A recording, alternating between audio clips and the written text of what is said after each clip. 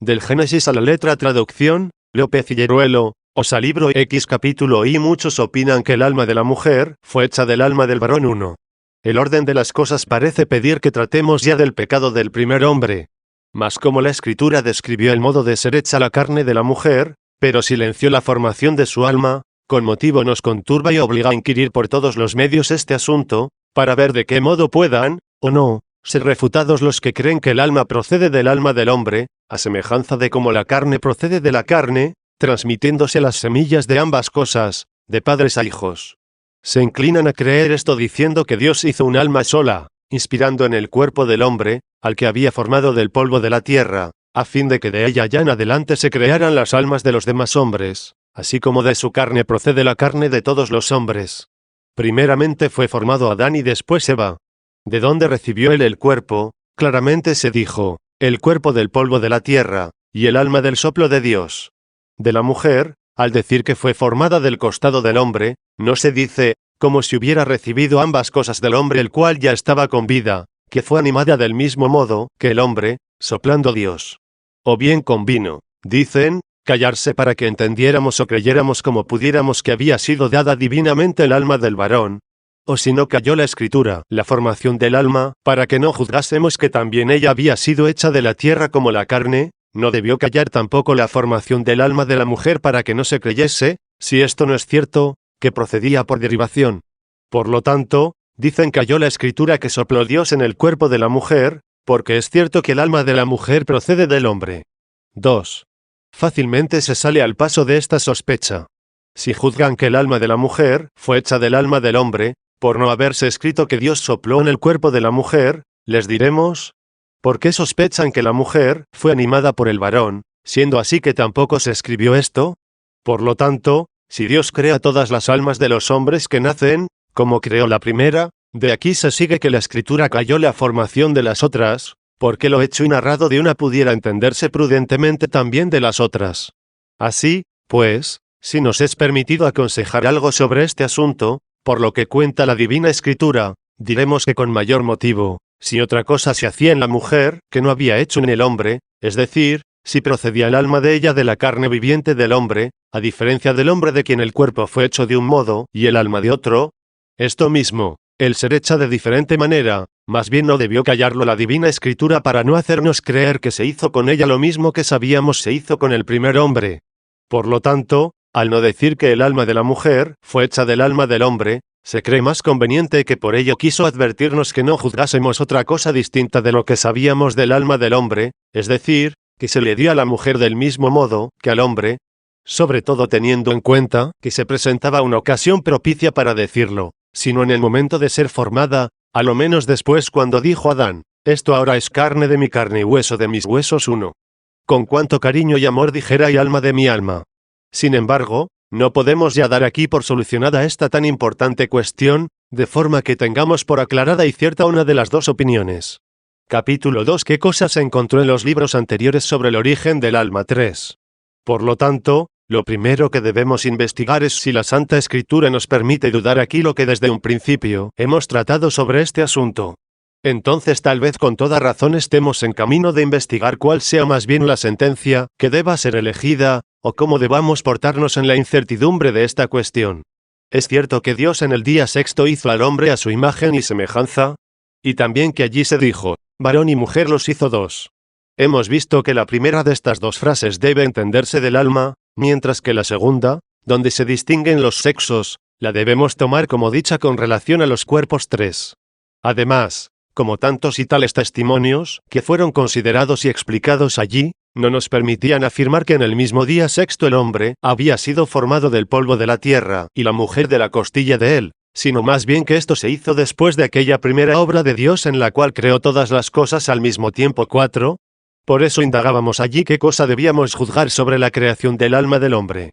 Después de haber tratado la cuestión desde todos los puntos de vista que estuvieron a nuestro alcance, nos pareció decir que lo más probable y conforme era que el alma del hombre fue creada también en aquellas obras primeras de Dios, y la razón causal del cuerpo de él en el mundo corpóreo como en semilla.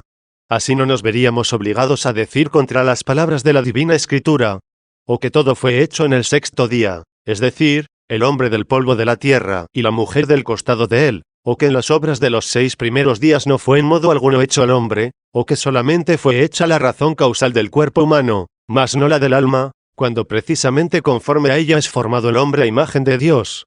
O también, aunque no se opone a lo que dice la Divina Escritura, pero, sin embargo, es violento e intolerable y sin gran fundamento, o que en aquella criatura espiritual, que solo había sido creada para esto, fue hecha la razón causal del alma humana, siendo así que esta criatura en la que se dijera que había sido creada esta razón no se conmemora en las obras de Dios. O, por fin, que en alguna criatura de las que se mencionan en aquellas obras, fue hecha la razón causal del alma, al modo que en los hombres que ya existen está ocultamente la razón de la generación de los hijos. Mas de este modo creeríamos que era hija de los ángeles o, lo que es más intolerable, que procedía de algún elemento corporal. Capítulo 3. 3 modos de origen respecto del alma. 4. Si ahora se dice que el alma de la mujer fue formada por Dios, no de la del varón, sino al par igual que la de él, porque Dios crea las almas para cada hombre, entonces no estaba hecha el alma de la mujer en aquellas primeras obras de Dios. Si decimos que había sido creada la razón causal y universal de todas las almas al estilo de la razón de engendrar en los hombres, volveremos a lo violento y molesto de tener que afirmar que las almas son hijas, o de los ángeles o, lo que es más indigno, de algún cuerpo celeste, o de algún elemento de esta parte inferior de la tierra. Por lo tanto, si está oculto cuál sea lo verdadero, se ha de procurar conocer qué cosa puede a lo menos decirse más aceptablemente y con más fundamento. O lo que dije hace poco, o que fue hecha en aquellas primeras obras de Dios una sola alma, la del primer hombre, de cuya progenie se crearan todas las almas de los hombres, o que se crearan después para cada uno nuevas almas de las que no había precedido razón causal alguna en las primeras obras de Dios de los 6 días. De estas 3 opiniones las 2 primeras no se oponen a la primera creación, en la que todas las cosas fueron creadas al mismo tiempo, porque sea que entendamos que la razón causal del alma fue hecha en alguna criatura como en un padre, a fin de que las almas procediesen de ella, no obstante por Dios son creadas cuando se dan a cada uno de los hombres como se dan los cuerpos por los padres. Sea que no estuviera la razón causal del alma, como lo está la razón de engendrar en el Padre, sino que fuera hecha ya en el mismo instante en que fue hecho el día, y como fue hecho el día, el cielo y la tierra y los luminares del cielo, todo esto convenientemente concuerda con lo que se dijo, hizo Dios al hombre a su imagen. 5. Mas no puede tan fácilmente aparecer que esta tercera opinión no se oponga a la sentencia por la que se entiende que el hombre fue hecho en el 6º día a imagen de Dios y después del 7º día fue creado visiblemente. Porque si dijéramos que se crean nuevas almas, mas no en sí mismas, ni en razón causal, al estilo de cómo está la prole en el Padre, en aquel día 6º con todas las obras, de las que terminadas e incoadas descansó Dios en el 7º día, ello nos haría ser cautos para no tomar en vano lo que nos recomienda con todo cuidado la Escritura, que Dios terminó en 6 días todas sus obras, las que hizo sobremanera buenas. Al decir que Dios había de crear todavía algunas criaturas, a las que ni aun en sí mismas ni en las razones causales hubiera hecho allí, contradecimos a la Escritura, a no ser que se encienda que Él tenía en sí mismo la razón causal de las almas, que habían de hacerse una por una y que había de dar a cada uno de los nacidos, en lugar de haberla creado en alguna criatura. Mas como el alma no es criatura de distinto género de aquella conforme a la cual fue hecho hombre en el 6º día a imagen de Dios, no puede rectamente decirse que Dios hizo ahora a la que entonces no terminó. Luego ya entonces había hecho el alma tal cual ahora las hace, y por lo mismo ahora no hacía ningún género nuevo de criaturas, que no hubiera creado entonces en sus obras consumadas. Tampoco esta obra de él se opone a aquellas razones causales de las cosas futuras, que insertó entonces en el universo, sino más bien está muy conforme con ellas, ya que conviene sean introducidas tales almas, cuales ahora las hace y las introduce en los cuerpos humanos con los que a partir de aquellas primeras obras se continúa por una sucesión no interrumpida la propagación. 6. Como nos parece que no debemos temer ya que se oponga a las palabras que escribí en este libro sobre aquella creación de los 6 días cualquiera de las 3 sentencias, veamos la probabilidad que tiene de vencer cada una. Emprendamos con la ayuda de Dios un diligente estudio sobre esta cuestión. Tal vez pueda suceder que si no encontramos una proposición clara sobre este asunto, del cual en adelante no pueda dudarse, a lo menos encontraremos una tan aceptable que no sea un absurdo sostenerla, mientras brilla otra más cierta. Pero si dado el poco valor de los documentos, y al mismo tiempo inciertos, no pudiéramos encontrar esta, a lo menos no aparecerá que nuestra duda soslayó el trabajo de buscar, sino que quiso evitar la temeridad de afirmar. si alguno está con fundamento en posesión de la verdad sobre esta materia, le ruego se digne enseñármelo, mas si no está apoyado por la autoridad de la divina palabra, o por una evidente razón, sino que por su vana presunción se alucina y cree estar en lo cierto, no se desdeñe dudar conmigo. Capítulo 4. ¿Qué cosa haya de cierto sobre la naturaleza y el origen del alma? 7. Ante todo tengamos por cosa certísima que la naturaleza del alma no se convierte en la naturaleza del cuerpo, de modo que lo que fue alma se haga cuerpo, ni tampoco en naturaleza de alma irracional, de forma que aquello que fue alma de hombres se convierte en alma de bestia, ni menos en naturaleza de Dios, de suerte que el alma se transforme en la esencia de Dios. Ni, al contrario, el cuerpo o el alma irracional o la naturaleza de Dios se transforman y se hacen alma de hombre. Por no menos cierto debemos tener que el alma no es más que una criatura de Dios.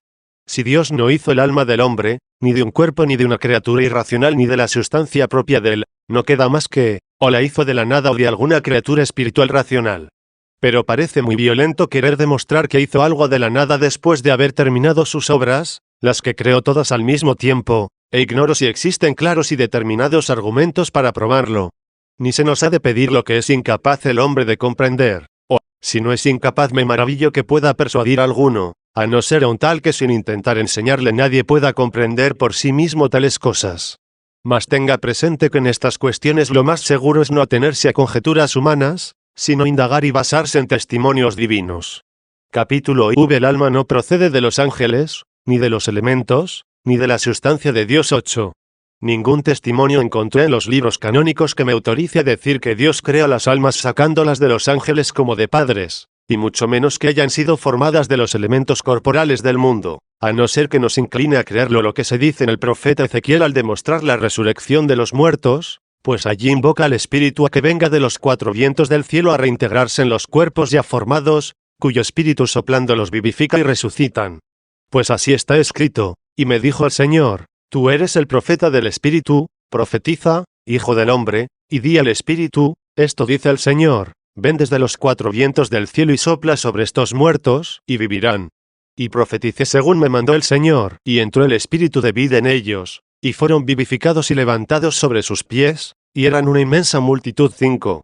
A mí me parece que este pasaje significa proféticamente que los hombres que han de resucitar, no solamente lo harán de aquel campo que en visión se le manifestó al profeta, sino de todo el orbe de la tierra, lo cual se simbolizó por el soplo venido de los cuatro vientos del mundo. Tampoco fue sustancia del Espíritu Santo aquel soplo procedente del cuerpo del Señor, cuando sopló sobre los apóstoles y les dijo, recibid el Espíritu Santo. 6, sino que por ello se significó que el Espíritu Santo procede de él como aquel soplo procedió de su cuerpo. Mas como el mundo no está unido a Dios en unidad de persona, como la carne del Señor está unida al Verbo, Hijo unigénito de Dios, por esto no podemos decir que el alma procede de la sustancia de Dios, como procede de la naturaleza del mundo aquel soplo venido de los cuatro vientos. Sin embargo, creo que una cosa fue el hecho y otra su significado, como puede muy bien entenderse por el ejemplo del soplo, que procedió del cuerpo del Señor. Aunque pudo suceder que el profeta Ezequiel previera, en la revelación figurada, no la resurrección de la carne, tal como ella ha de ser realmente, sino el restablecimiento insospechado, por medio del Espíritu del Señor, que llena toda la redondez de la tierra. 7, de aquel pueblo que había perdido toda esperanza. Capítulo V. Las dos opiniones del origen del alma deben examinarse a la luz de los testimonios de la Escritura. 9. Veamos ya, pues, a cuál de las dos sentencias apoyen más bien los testimonios divinos, si a aquella que dice que Dios creó un alma y habiéndola dado al primer hombre de ella forma las restantes, así como del cuerpo del primer hombre proceden todos los otros cuerpos humanos, o si a la que afirma que Dios las crea en particular para cada hombre, como la creó para el primero, mas no de aquella misma. Lo que se dice por Isaías todo soplo yo lo hice. 8, ya que las palabras que a continuación se escriben nos obligan a entenderlo sobre el alma, puede ser aplicado a ambas sentencias, porque sea que procedan de la única del primer hombre, sea que las saque de algún secreto suyo, todas sin duda las hace él. 10. En cuanto a lo que está escrito, él es el que formó los corazones para cada uno de los hombres. 9, si queremos entender por corazones las almas, tampoco se opone esto a cualquiera de las dos sentencias de las que tratamos ahora, porque ora forme Dios, como forma los cuerpos, cada alma de aquella única que inspiró en el cuerpo del primer hombre, ora cree en particular cada una y las introduzca en los cuerpos, o las formen los mismos cuerpos para quienes las produce, él es ciertamente quien las crea. aunque estas palabras no me parece que se dijeron sino atendiendo a que mediante la gracia se reforma en nuestras almas a imagen de Dios. Y por esto dice el apóstol, por la gracia habéis sido salvados mediante la fe, y eso no de vosotros, sino que es don de Dios. No por las obras para que no blasone tal vez alguno. Porque somos hechura de él creados en Cristo para las obras buenas 10. Por lo tanto, no podemos entender que por esta gracia de fe fueron creados o configurados nuestros cuerpos, sino que esto se entiende en el sentido que el salmista dice, «Oh, Dios, crea en mí un corazón limpio». 11. También juzgo que se dijo de la misma manera, Él formó el espíritu del hombre en el hombre 12. Pues una cosa es enviar al cuerpo un alma creada y otra distinta perfeccionar en el mismo hombre esta alma, es decir, repararla y renovarla. Pero si esto no lo entendemos de la gracia por la que nos renovamos, sino de la naturaleza en que nacemos, asimismo puede aducirse en confirmación de ambas sentencias. Porque Dios pudo formar el espíritu de vida en el hombre sacándole de aquella única alma del primer hombre, como si fuera la semilla del alma, para vivificar al cuerpo, o infundirle de otro modo en el cuerpo a través de los mortales sentidos de la carne, para que el hombre sea alma viviente no por la propagación. Capítulo 7. ¿A qué sentencia favorecen aquellas palabras? Me tocó en suerte un alma buena. 12. Aquellas palabras del libro de la sabiduría según las cuales se dice, me tocó en suerte un alma buena, y como subiere de bondad en bondad, he venido a un cuerpo limpio. 13. Requieren un estudio diligentísimo. Parece que apoyan más la opinión, que juzga que las almas no vienen por la propagación a los cuerpos, sino que vienen del cielo. Pero veamos qué quiere decir me tocó en suerte un alma buena. ¿Acaso que en aquel como manantial de las almas, si es que hay alguno, unas son buenas y otras son malas, y saliendo de él por cierto sorteo se entregan a cada hombre? ¿O que Dios a la hora de la concepción o del nacimiento hace unas buenas y otras no, de las cuales cada hombre recibe la que le cayó en suerte? Me extraña que esto pueda solo ayudar a los que creen que las almas habiendo sido creadas en algún lugar, son enviadas una por una a cada uno de los cuerpos, que se van engendrando, y no apoyen más bien a los que dicen que las almas son enviadas a los cuerpos conforme a los merecimientos de las obras que hicieron ellas antes de unirse a los cuerpos. Porque, ¿qué otra cosa mejor puede creerse que vengan a los cuerpos unas buenas y otras no buenas, si no es por sus obras? No puede decirse que esto acontezca según la naturaleza en que fueron creadas por Dios, ya que Él crea buenas todas las naturalezas. Pero, ¿a qué decir esto? Muy lejos está de nosotros contradecir al apóstol, que afirma, los que aún no han nacido, nada hicieron de bueno o de malo, de donde concluye al hablar de los hermanos mellizos que estaban aún en el vientre de Rebeca 14, que no pudo decirse atendiendo a las obras, el mayor sirvió al menor, sino a la predestinación de Dios. Dejemos por un momento en suspenso este testimonio del libro de la sabiduría, porque no deben ser abandonados, ya se equivoquen ya digan la verdad, los que juzgan que este testimonio trata de una manera especial y única del alma del mediador entre Dios y los hombres, del hombre Cristo Jesús.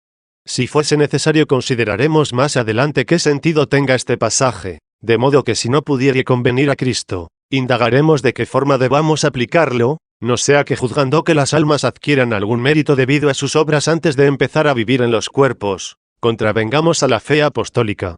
Capítulo 8. El pasaje del Salmo 103-29, quitarás el espíritu, etc. No se opone a ninguna de las dos sentencias. 13. Veamos ahora en qué forma se dijo, apartarás el espíritu de ellos y desfallecerán, y se convertirán en polvo, enviarás tu espíritu y serán creados y renovarás la faz de tierra. 15. Este testimonio parece estar de acuerdo con los que juzgan que las almas se forman de los padres al par igual que los cuerpos, al entender que el salmista dijo espíritu suyo porque los hombres lo reciben de otros hombres, los cuales una vez muertos no pueden recibirlo de otros hombres para resucitar, pero no lo reciben por segunda vez del mismo modo que cuando nacieron sacado de los padres, sino que se lo devuelve Dios que resucita a los muertos. 16. Por lo tanto, se dijo espíritu de ellos cuando mueren, y de Dios cuando resucitan. Los que afirman que las almas no proceden de los padres, sino de Dios que las envía, pueden exponer este testimonio en confirmación de su sentencia diciendo que el salmista dijo espíritu de ellos cuando mueren, porque en ellos estaba y de ellos salió. Y dijo de Dios, cuando resucitan, porque enviado por él es devuelto a los hombres. Por consiguiente, tampoco este testimonio se opone a ninguna de ambas sentencias. 14. Yo creo que este pasaje puede entenderse con más propiedad de la gracia de Dios por la que interiormente nos renovamos. de todos los soberbios que viven conforme al hombre terreno, y de los que presumen de su vanidad, desaparece en cierto modo el espíritu propio cuando se desnudan del hombre viejo y mueren al mundo, para que una vez arrojada de sí la soberbia se perfeccionen diciendo al Señor mediante una confesión humilde: acuérdate que somos polvo. 17, pues nos dijiste, ¿de qué te vanaglorias? Tierra y ceniza. 18. En efecto, cuando contemplan la justicia de Dios mediante la luz de la fe, al no querer fundamentarse en la propia justicia. 19, se desprecian a sí mismos, según dice Job, y se anonadan y se consideran tierra y ceniza. Cumpliéndose entonces aquello y se convertirán en su polvo. Mas una vez que han recibido el Espíritu de Dios exclaman: vivo, mas no yo, sino Cristo es el que vive en mí. 20. Así es como se renueva la faz de la tierra por medio de la gracia del Nuevo Testamento con la multitud de los santos. Capítulo 9. Las palabras de Ezequiel, y volverá el polvo a la tierra, también pueden aplicarse entre ambas sentencias. 15. Lo que se dice en el Eclesiastés, se convertirá el polvo en tierra, según lo que fue, y el espíritu volverá a Dios, porque fue dado por el 21, a ninguna de las dos sentencias apoya perjudicando a la otra, sino que se mantiene neutral entre ambas. Si unos dijeren que por esto se prueba que el alma no se da por los padres, sino por Dios, ya que el polvo se dirigió a la tierra, es decir, la carne la cual fue formada de polvo, y el espíritu a Dios, pues fue dado por él, les responderán los contrarios: ciertamente, así es. El espíritu vuelve hacia Dios, porque se le dio al primer hombre, cuando sopló en su cara. 22, y el polvo, es decir, el cuerpo humano se dirige a la tierra de donde fue hecho al principio. 23. El espíritu no debía regresar a los padres, aunque había sido creado de aquel único, como tampoco la misma carne regresa después de la muerte a los padres de quienes ella consta ciertamente que fue propagada. Luego, así como la carne no vuelve a los padres de quienes se recibió, sino a la tierra de donde fue formada para el primer hombre, igualmente el espíritu no vuelve a los hombres de quienes procede por traducción, sino a Dios por quien fue dado a la primera carne. 16. Este testimonio nos advierte con toda evidencia que Dios hizo de la nada, y no de otra criatura ya hecha, el alma que dio al primer hombre, al par igual que hizo el cuerpo de la tierra. Por esto al regresar no encuentra sitio a donde volver, sino es el autor que la creó. No vuelve, pues, hacia la criatura de donde fue hecha, como el cuerpo vuelve a la tierra, porque no hay criatura de la que fue hecha, puesto que fue creada de la nada, y, por lo tanto, la que vuelve al autor por quien de la nada fue hecha. Mas no todas vuelven a Dios, porque hay algunas de las cuales se dice, espíritu que vaga y no vuelve. 24. Capítulo X. La cuestión del origen del alma no se soluciona fácilmente por la Escritura. 17. Difícil es recopilar todos los testimonios de la Sagrada Escritura que tratan sobre este asunto, pero dado caso que fuera posible no solo de reunirlos, sino también de exponerlos, únicamente lo conseguiríamos con un inmenso tratado. Mientras no aparezca una cosa tan clara como evidentes son los testimonios, para demostrar que Dios creó el alma, o que se la dio al primer hombre, ignoro cómo pueda solucionarse esta cuestión mediante algún testimonio divino. Si se hubiera escrito que Dios sopló en la cara de la mujer al formarla, como sopló en la cara del hombre, y de este modo hubiera sido hecha alma viviente, sin duda tendríamos una gran luz que nos guiara a creer que a cualquier cuerpo formado del hombre no se le daba el alma procediendo de la de los padres. Sin embargo, aún dudaríamos qué cosa se haría en particular en los hijos respecto al alma, porque para nosotros el modo ordinario de proceder en cuanto al cuerpo es por generación. La primera mujer fue hecha en cuanto al cuerpo de otra manera, y por esto aún podría decirse que a Eva no le fue dada el alma procediendo de Adán, sino por Dios, porque tampoco nació de él como nacen los hijos. Pero si la Divina Escritura relatase que se dio un alma del cielo, no sacada de los padres, al primer hombre que naciera de Adán y de Eva, entonces necesariamente entenderíamos que al callar el origen de ella en los otros, sucedía en ellos lo mismo que en el primero. Capítulo 11. Puede aplicarse a ambas sentencias al testimonio de San Pablo, por un hombre, etc. 18. Ahora consideremos si confirma una opinión excluyendo la otra, o más bien puede acomodarse a ambas sentencias lo que dice el apóstol: por un hombre entró el pecado en el mundo, y por el pecado la muerte, y así por este hombre se propagó a todos en el cual todos pecaron. Y lo que añade poco después, así como por el delito de un solo hombre vino la condenación a todos los hombres, igualmente por la justicia de uno adquirieron todos los hombres la justificación de vida, porque como por la desobediencia de un solo hombre se hicieron pecadores los muchos, de la misma manera por la obediencia de uno solo se constituyen justos los muchos. 25. Por estas palabras apostólicas, Los que defienden la propagación de las almas intentan apuntalar su sentencia diciendo, si solo conforme a la carne puede entenderse la palabra pecado o pecador, no nos veríamos obligados por ellas a creer que el alma procede de los padres. Por el estímulo de la carne ciertamente el alma es la que peca. Sin embargo, ¿de qué modo se ha de entender lo que dijo el apóstol en quien todos pecaron, si el alma no procede de Adán como procede la carne? ¿O de qué forma se ha constituido pecadores los hombres por la desobediencia de uno, si solamente estaban en él, según la carne, pero no según el alma? 19. Si se dijo que todos los hombres pecaron en Adán únicamente según la carne que fue creada de él y no también según el alma, se ha de evitar que parezca ser Dios el autor del pecado al entregar en el alma a la carne, en cuya carne es necesario que el alma peque, o que pueda existir, por no haber pecado en Adán, un alma, fuera de la del mismo Cristo, para quien no es necesaria la gracia cristiana a fin de librarse del pecado. Hasta tal punto esto es contrario a la fe de la Iglesia, que los padres corren con los niños e infantes a recibir la gracia del bautismo. Con razón se pregunta qué es lo que perjudica a los niños, si en aquella edad saliesen las almas del cuerpo sin haber recibido el bautismo, cuando esta atadura del pecado, en quienes se rompe, tan solo afecta a la carne, y no al alma. Además, si por este sacramento únicamente se favorece al cuerpo de ellos y no también a las almas, entonces debieron ser bautizados los muertos.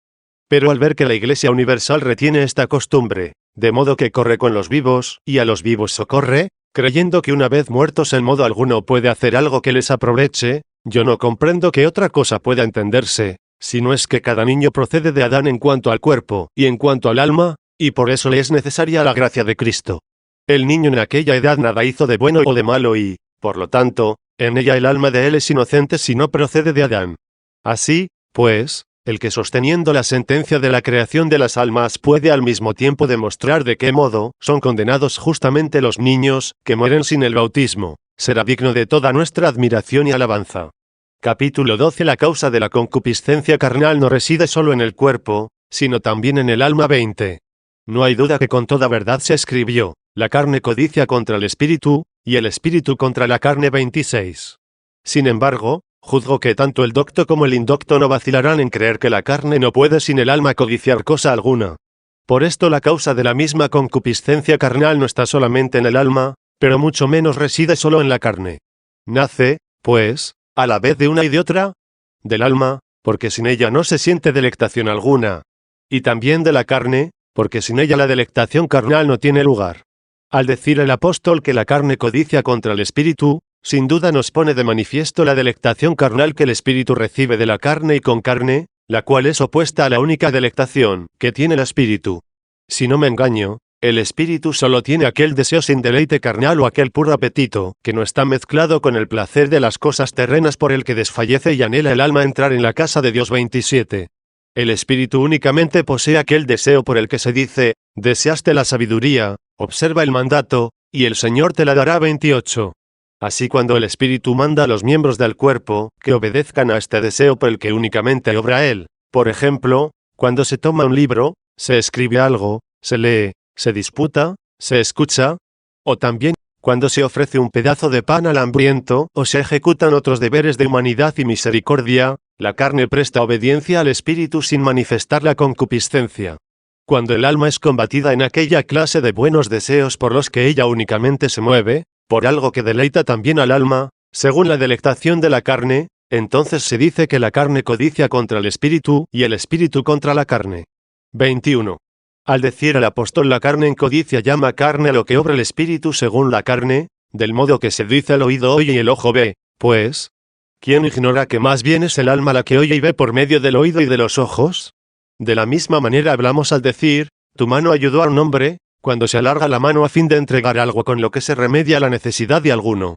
Si la misma divina escritura dijo del ojo de la fe a quien pertenece creer las cosas que no se ven por los ojos de la carne, toda carne verá la salud de Dios, y esto lo dice refiriéndose al alma por la cual vive la carne, pues no creo que alguno quiera entender, verá toda carne, la salud de Dios. 29 aplicándolo a Cristo, siendo así que este piadoso anhelo de ver a Cristo por nuestros ojos, es decir, de verle en la forma que se revistió por nuestro amor, no pertenezca a la concupiscencia, sino al oficio de la carne, con cuánta más razón se dirá que la carne codicia, cuando el alma no solamente da a la carne la vida animal, sino que ella también codicia algo según la carne. No está en poder del alma no codiciar, toda vez que lleva en sus miembros al reato, es decir, soporta en su cuerpo de muerte los halagos violentos de la carne, procedentes de la pena del pecado en que somos concebidos y, conforme a él, todos, antes de ser regenerados por la gracia de Cristo, somos hijos de ira. 30. Contra este pecado luchan los constituidos en la gracia, para que no domine, no para arrojarle de su cuerpo, que no solo es mortal, sino que se dice que está muerto.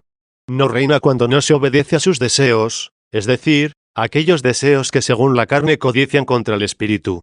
Por esto no dice el apóstol que no exista pecado en nuestro cuerpo. Sabía que es inherente al cuerpo la delectación del pecado, a la cual llama pecado, es decir, que la naturaleza se vició por la primera transgresión, sino, no reina el pecado en vuestro cuerpo mortal de tal modo que obedezcáis a sus deseos, ni entreguéis vuestros miembros al pecado a fin de que les sirvan como armas de la iniquidad. 31. Capítulo 13. Cómo debe entenderse la concupiscencia de la carne. Pecados de los niños. 22.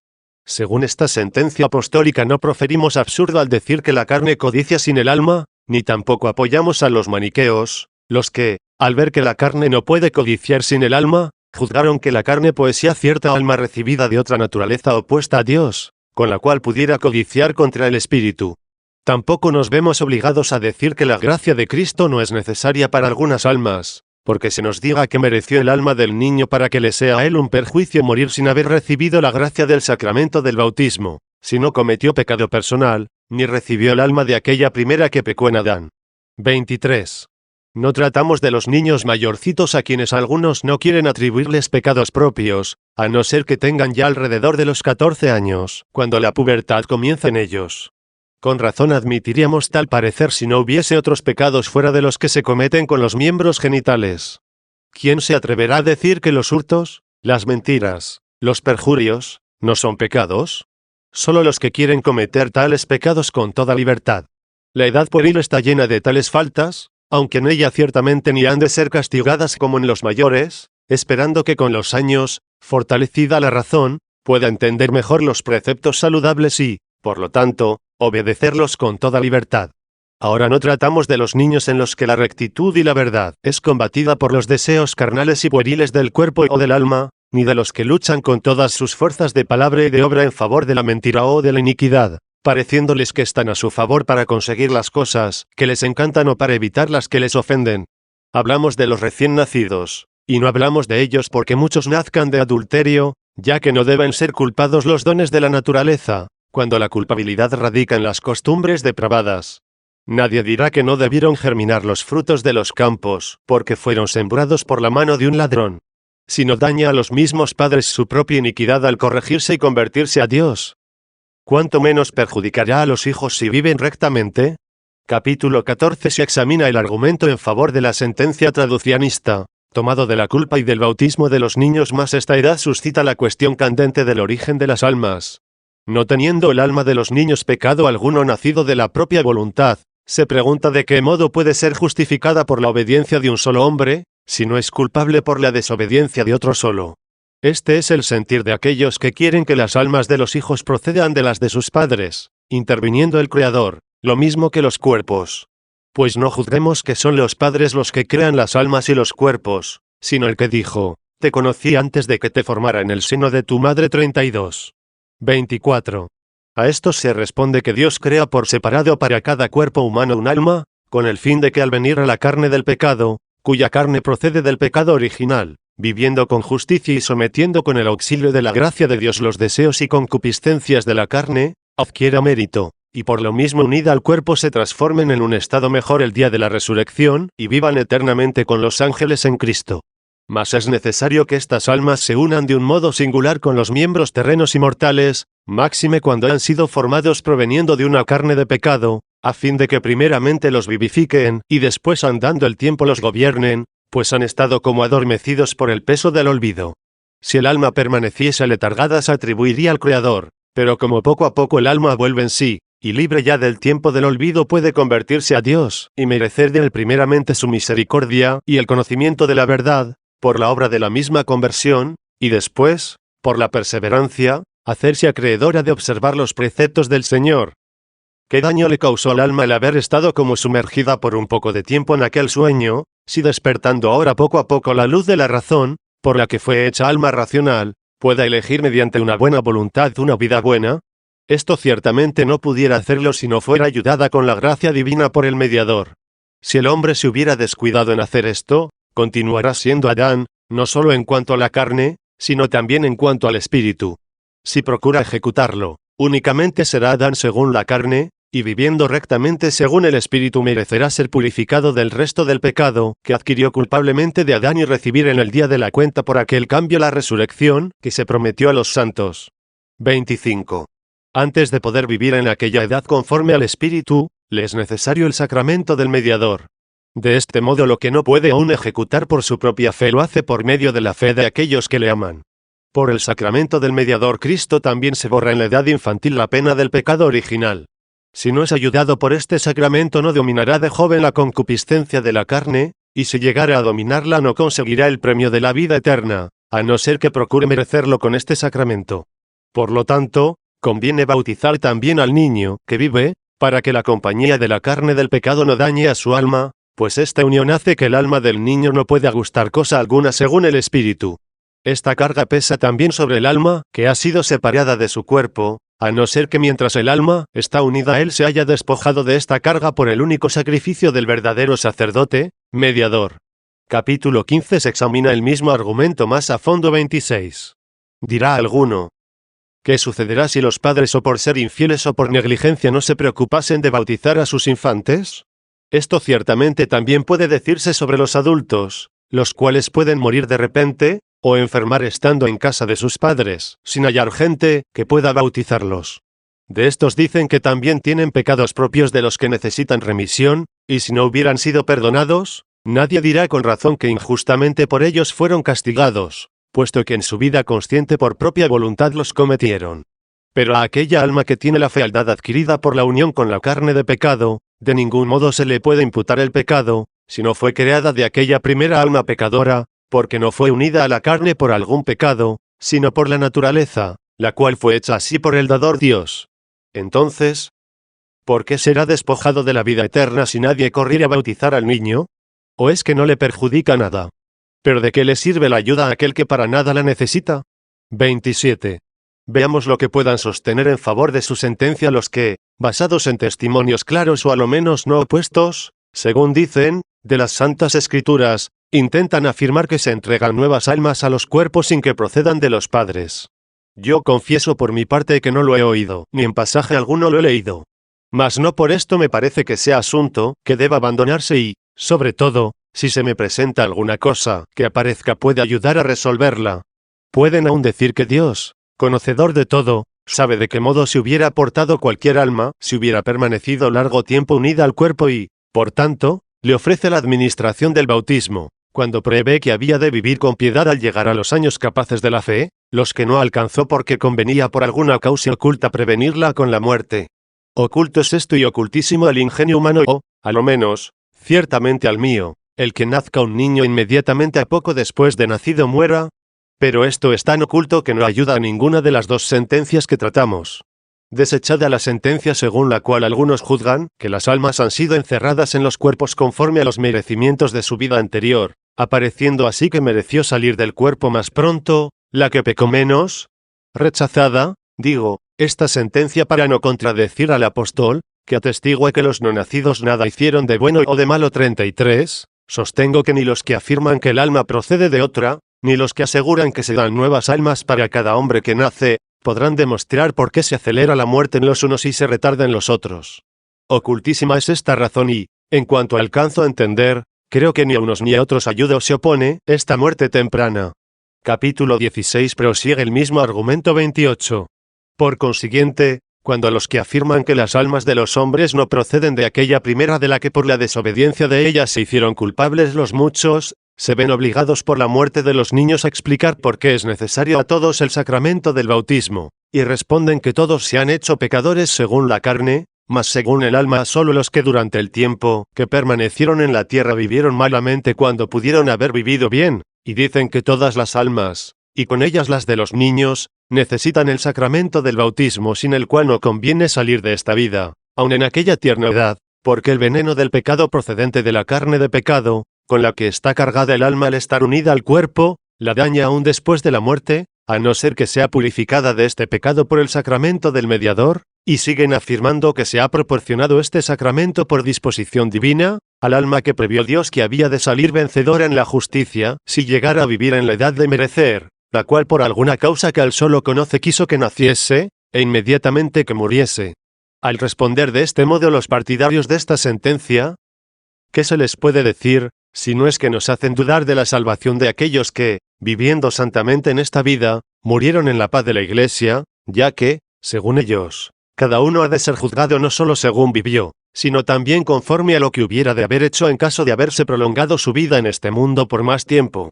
De este modo tendrían también valor para Dios los méritos malos, no solo los adquiridos en la vida, sino los que habrían de adquirirse si vivieran, los cuales no serían excusados de la pena, ni aun con la muerte, aunque ésta llegase antes de ser cometidos. Ni tampoco se haría beneficio alguno, por Dios, a los que dice la Escritura, que fueron sacados de este mundo para que la malicia no corrompiera su alma. 34. Porque Dios, conocedor de la futura malicia de aquel niño que ha de morir, no le ha de juzgar según ella, si es que igualmente al otro porque previo que si viviera habría de vivir una vida de fe y de piedad, juzgó conveniente ayudarle con el bautismo para que no le perjudicase la inmundicia de la que participaba por la carne de pecado. 29. ¿O es que debe ser rechazado esto hallado últimamente porque lo he dicho yo? Aquellos que creen estar seguros de esta sentencia deben presentarnos otros testimonios más explícitos sacados de la Divina Escritura, u otros argumentos de razón con los que hagan desaparecer esta ambigüedad. O, a lo menos, demuestren con claridad que lo que afirman no se opone a lo que asegura el apóstol, el cual, al recomendar de un modo especial la gracia por la que nos salvamos, dice, así como todos murieron en Adán, así todos serán vivificados en Cristo. 35, y como por la desobediencia de un solo hombre fueron constituidos pecadores los muchos, igualmente también por la obediencia de un hombre serán constituidos justos los muchos. Queriendo se entendiera por muchos pecadores a todos los hombres, y no a un solo y determinado número. Al hablar más arriba de Adán, dice, en quien todos pecaron. 36. Por lo tanto, de esta sentencia universal no pueden ser excluidas las almas de los niños, y porque se dijo todos y porque a todos se les auxilia con el bautismo, no creen absurdamente los que dicen que las almas traen su origen de una, a no ser que se aduzca algún argumento de razón claro y explícito que no se oponga a las Santas Escrituras, o que se apoye en la autoridad de ellas. Capítulo 17. El testimonio del libro de la sabiduría, capítulo 8,19, favorece por igual a una y otra sentencia. 30.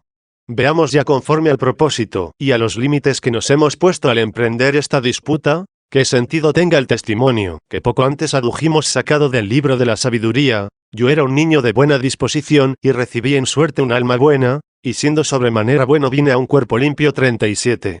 Este testimonio parece favorecer a los que dicen que las almas no son creadas de las almas de los padres, sino que vienen o descienden al cuerpo creándolas y enviándolas directamente Dios.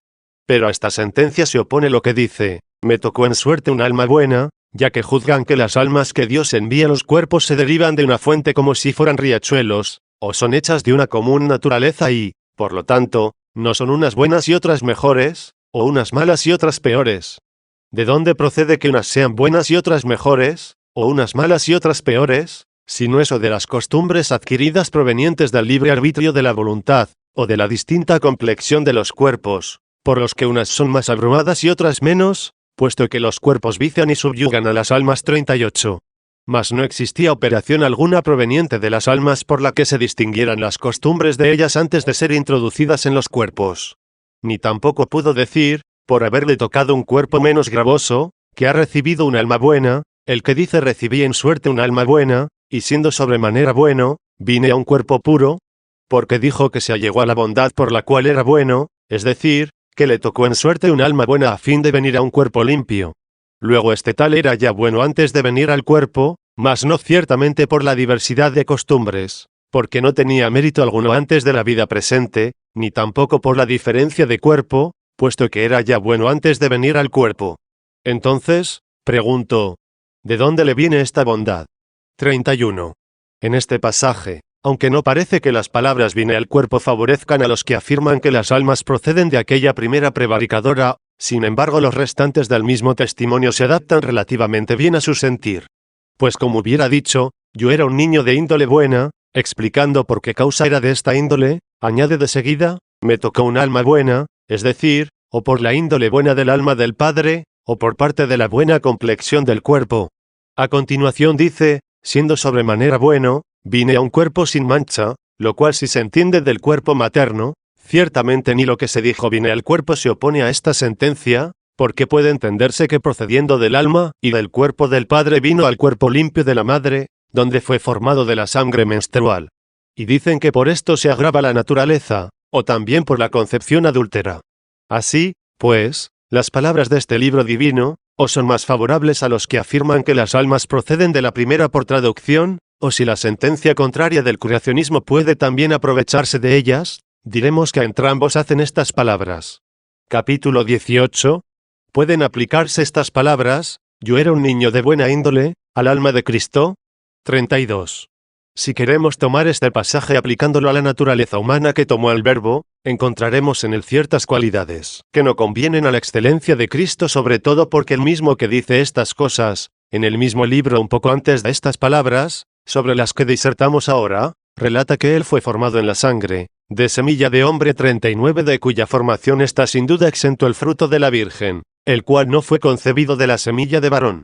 Esto no hay cristiano que lo dude.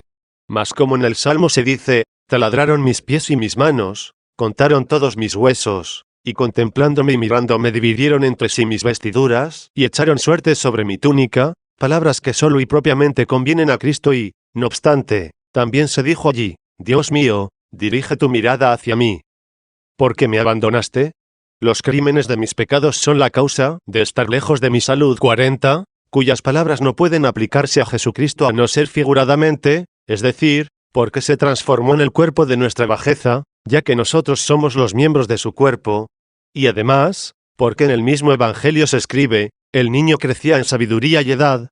Decimos que si las palabras que se leen en el libro de la sabiduría, las cuales pretenden aducir en favor de su sentencia los traducianistas, pueden adaptarse a nuestro Señor Jesucristo, por haber tomado la forma humilde de esclavo y por la unión que tiene el cuerpo de la Iglesia con su cabeza, Cristo. Pues, ¿qué niño puede existir de mejor índole que aquel niño Dios, que a la edad de 12 años maravillaba por su sabiduría a los ancianos del templo? 41? ¿Y de qué otra alma mejor que de su alma, aun en el caso que venzan no a gritos, sino con razones, los que afirman que las almas proceden de la primera, debe creerse con más motivo que no vino del primer prevaricador por generación? Digo que debe creerse esto del alma de Cristo a fin de no constituirle también pecador por la desobediencia del primer hombre, siendo así que por medio de su obediencia son libertados del pecado y constituidos justos los muchos.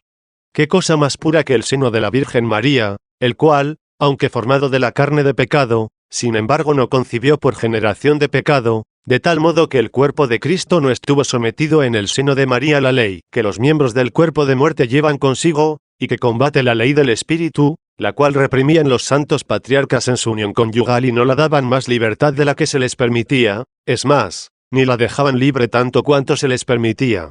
El cuerpo de Cristo fue tomado de la carne de mujer, la cual había sido concebida de carne de pecado, pero como en ella no se concibió la de Jesucristo como fue concebida la carne de ella, tampoco la carne concebida en ella fue carne de pecado, sino semejanza de carne de pecado. Por lo mismo no recibió de aquí la pena de muerte, pena que se manifiesta en el movimiento involuntario de la carne, a la cual hay que vencer con la voluntad, contra cuyo movimiento combate el espíritu. 42. Pero si no recibió de allí el contagio de la prevaricación, recibió lo que era suficiente para pagar a la muerte y para manifestar las promesas de la resurrección. Por lo uno nos enseña a no temer, y por lo otro a esperar. 33. Por fin, si se me pregunta de dónde recibió el alma Jesucristo, ciertamente más bien quisiera oír sobre este asunto a mejores y más excelentes doctores. Pero, sin embargo, según mi modo de entender, responderé que más bien la recibió de donde Adán que de Adán.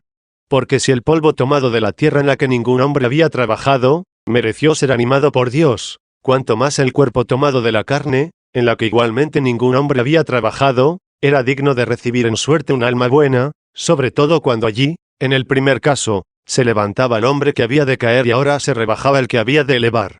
Tal vez se dice recibí un alma buena, si esto puede entenderse de Cristo, porque las cosas que se echan a suertes suelen darse como procediendo de la divina providencia. O también, y esto debe tenerse con toda firmeza, que se escribió el nombre de suerte para desvanecer la sospecha de merecimientos precedentes y así no se creyera que aquella alma fue elevada al sumo de la dignidad al hacerse con ella el verbo carne y habitar entre nosotros. 43 por algunas obras buenas anteriores.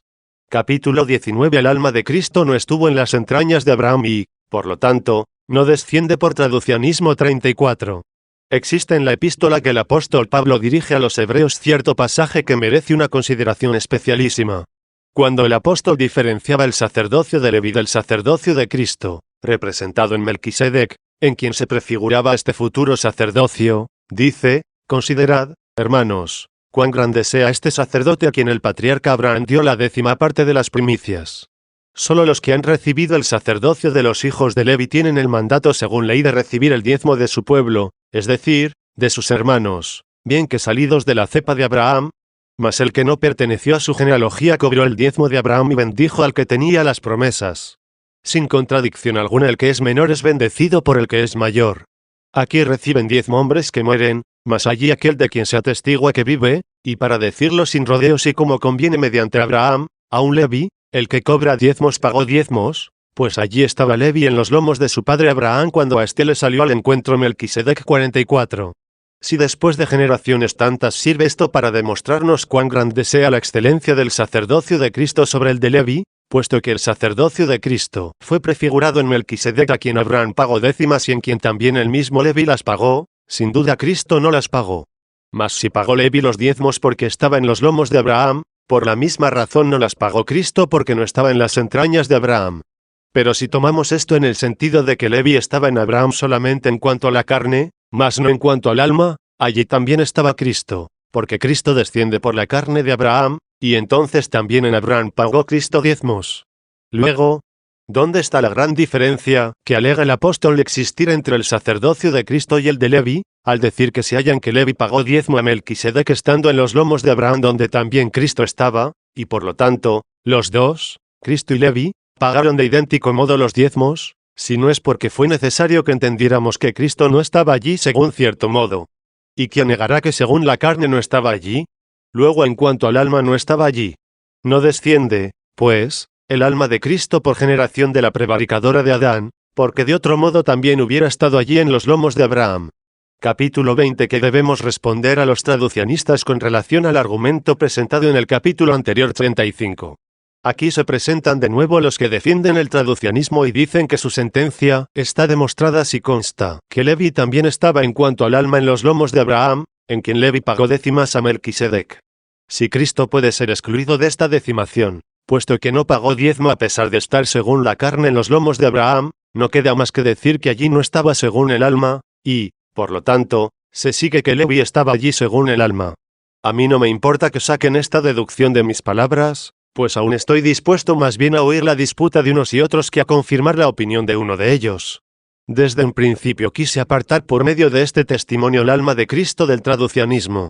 Busquen, si pueden, estos que afirman el creacionismo, que deban responder a los traducianistas, y digan lo que también a mí no poco me inquieta que, aunque no esté en los lomos de su padre el alma de hombre alguno, sin embargo según la carne sí, y por esto Leví, que estaba en los lomos de Abraham, pagó diezmos, y Cristo, que también estaba allí según la carne, no los pagó.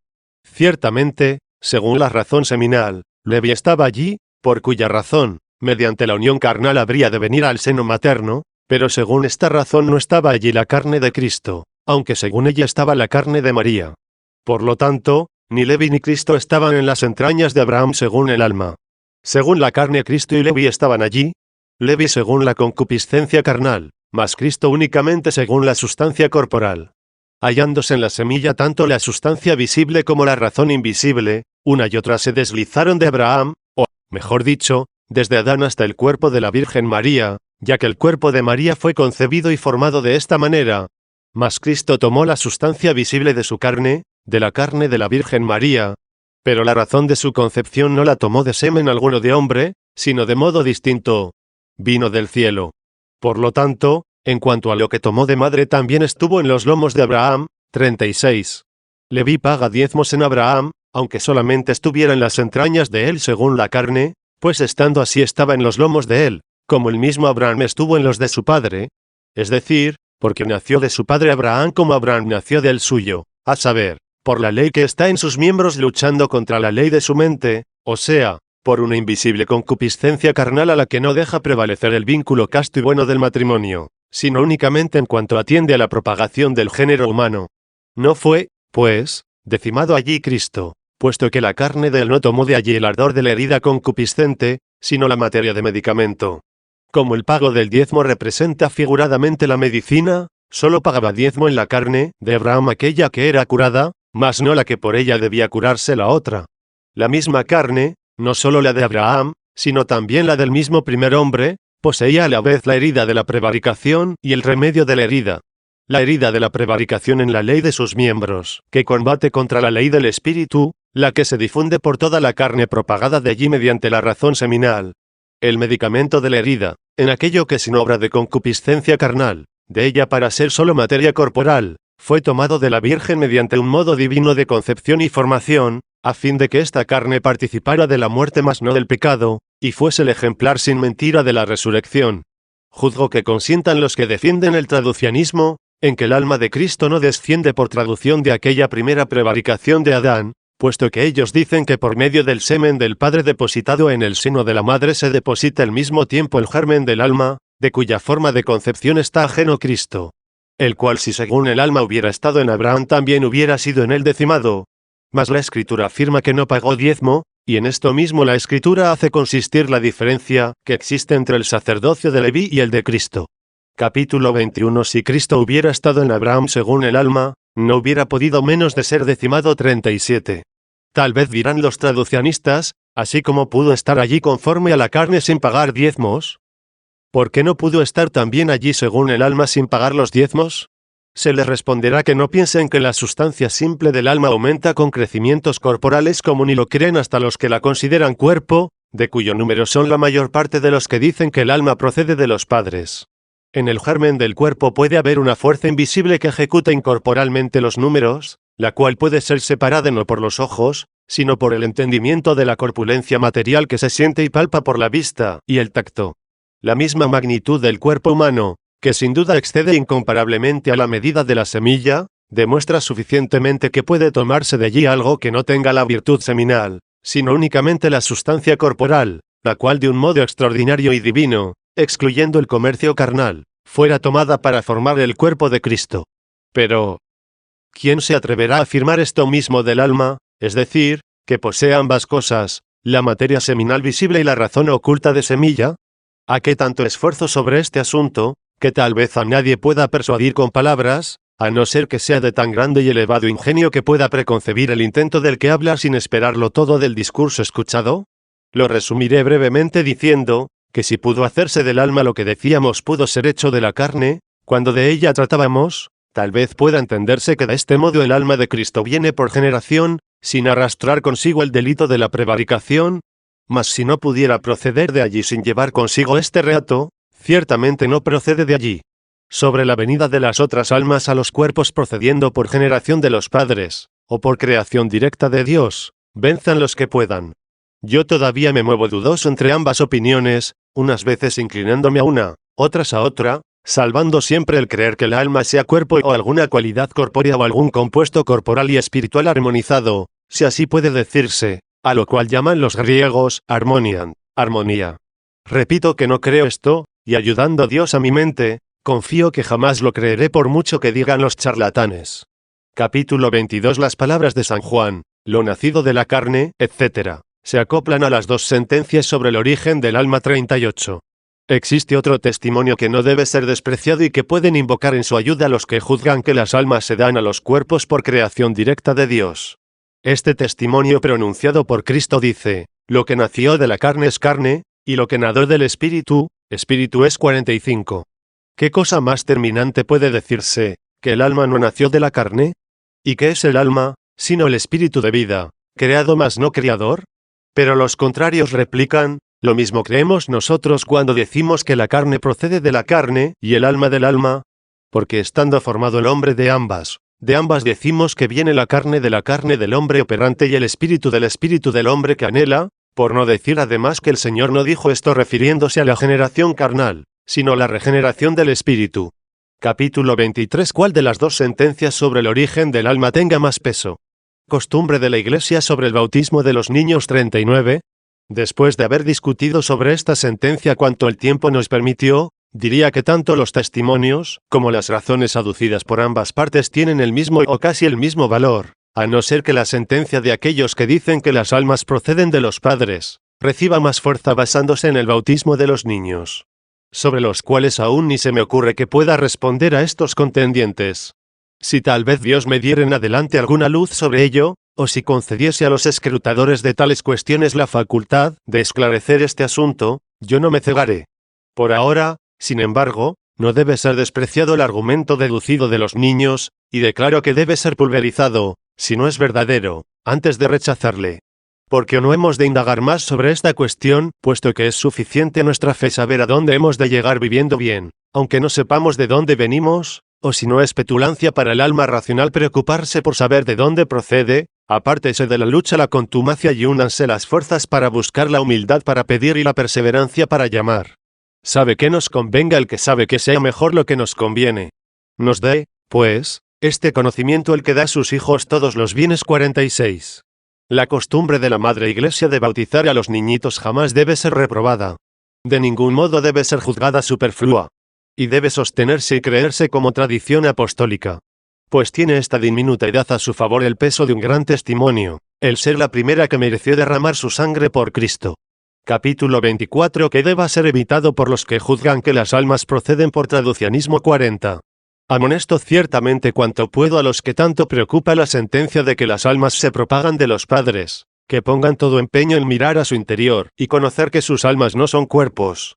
Porque ninguna naturaleza, si se la considera diligentemente, está más cerca de Dios para que pueda representar a un Dios incorporal, el que permanece inmutablemente sobre toda criatura, que aquella que fue hecha a su imagen y semejanza. Nada está tan íntimamente unido, o quizá nada es tan consecuente, como deducir, creyendo que el alma sea cuerpo, que Dios también es cuerpo. Por eso, acostumbrados a las cosas corporales y afectados por los sentidos no quieren creer sino que el alma sea cuerpo, no sea que si no es cuerpo no sea nada. Por esto cuanto más temen creer que Dios no sea nada, tanto más se precipitan en creer que sea cuerpo. Así es como se dejan arrastrar por las imaginaciones, o por las visiones de la fantasía, cuya consideración trata de los cuerpos, temiendo que una vez desaparecidas éstas se resuelven todas las cosas en la nada. Por eso les es completamente necesario pintar en cierto modo la justicia y la sabiduría en su pensamiento con formas y colores porque no las pueden representar incorporales. Mas, a pesar de todo esto, cuando son impulsados a obrar por la justicia o la sabiduría para alabarlas o para obrar algo según ellas, no nos dicen con qué color, con qué estatura, con qué líneas generales, o con qué formas las hayan visto. Acerca de esto en otras ocasiones dijimos muchas cosas, y si Dios quiere diremos más allí donde el asunto parezca que lo pide. Ahora les repito sobre lo que comenzamos a tratar que, si no dudan algunos que las almas vengan de los padres, y otros sí lo dudan, unos y otros no se atreven a decir y a creer que las almas sean cuerpos, teniendo en cuenta la razón que di, a saber, para que no opinen también que Dios no es otra cosa sino cuerpo, aunque le consideren cuerpo excelentísimo y de cierta naturaleza propia que se encubra sobre las demás, puesto que siempre será cuerpo. Capítulo 25 Error de Tertuliano sobre el alma. 41. Para terminar diré que Tertuliano creyó que el alma era cuerpo, y lo juzgó así porque no pudo imaginarse la incorporeidad de ella, y temió no fuese nada al no ser cuerpo, lo que también no pudo menos de juzgar de Dios. Pero como tenía un gran ingenio, algunas veces, vencido por él al contemplar la verdad, se expresa en contra de su opinión. Pues, ¿qué cosa más verdadera pudo decir que esto que expresó en cierto lugar, todo lo que es corporal es pasible? Al decir esto debió retractar la sentencia, que poco antes había expresado, al decir que Dios era cuerpo. No juzgo llegase la ignorancia de él hasta creer que la naturaleza de Dios fuese pasible de modo que pensara que Cristo era pasible y mudable, no únicamente en cuanto a la carne y en cuanto al alma, sino en cuanto al Verbo por quien fueron hechas todas las cosas, lo que debe ser repudiado por cualquier corazón cristiano. Asimismo, al dar al alma un color transparente y brillante llegó a proporcionarle sentidos distintos, e intentó estructurarla como si fuera un cuerpo con miembros, pues dice, en el hombre hay un hombre interior y otro exterior, siendo duplicadamente uno, teniendo el uno y el otro ojos y oídos propios, con los cuales los hombres debieran oír y ver al Señor.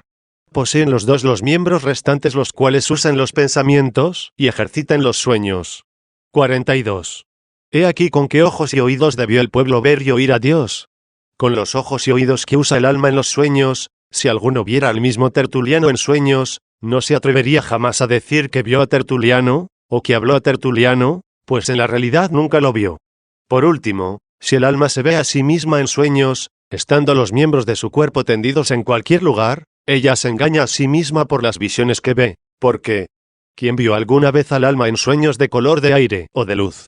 Solo quizá quien la vio, como ve las demás cosas que ve falsamente. Es cierto que así puede verla, mas al despertar no se ofusque creyendo que es tal cual la vio, porque si no cuando se vea de otra manera, lo que es más frecuente, pensará o que se ha cambiado el alma, o que entonces no ve la sustancia de ella, sino la imagen incorpórea de un cuerpo, la que se forma de un modo admirable en el pensamiento.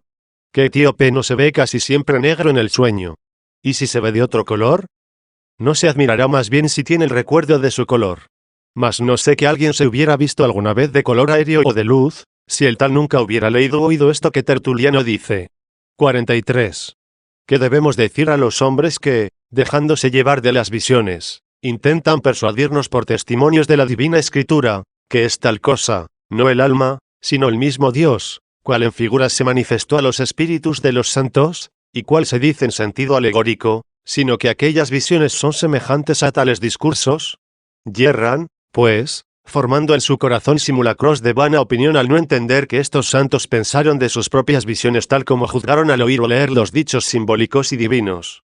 Así entendieron que las 7 espigas y las 7 vacas representaban 7 años 47, y que el lienzo sostenido por las 4 puntas, o el vaso lleno de animales inmundos era toda la tierra con los gentiles contenidos en ella 48. Así, pues, entendieron todas las demás visiones. Contemplaron las visiones y comprendieron su significado no confundiendo en ellas la realidad de los hechos con las figuras, sobre todo cuando se trata de las cosas incorpóreas que se representan por imágenes más bien que por cosas corporales. Capítulo 26. ¿Qué pensó Tertuliano sobre el crecimiento del alma? 44. No quiso Tertuliano que creciera la sustancia del alma como la del cuerpo, y temiendo se dedujera esto de lo que expuso anteriormente, dice, no se crea que se aminora la sustancia del alma y, por lo tanto, que deja de existir. Pero como la difunde localmente por todo el cuerpo, no encuentra salida para impedir su crecimiento, y para ello le equipara a la cantidad de un cuerpo de germen pequeñísimo, diciendo, su vigor, en el que se hallan concentrados los valores naturales, conservando siempre la medida de la substancia que recibió en un principio, se desenvuelve poco a poco al unísono del cuerpo.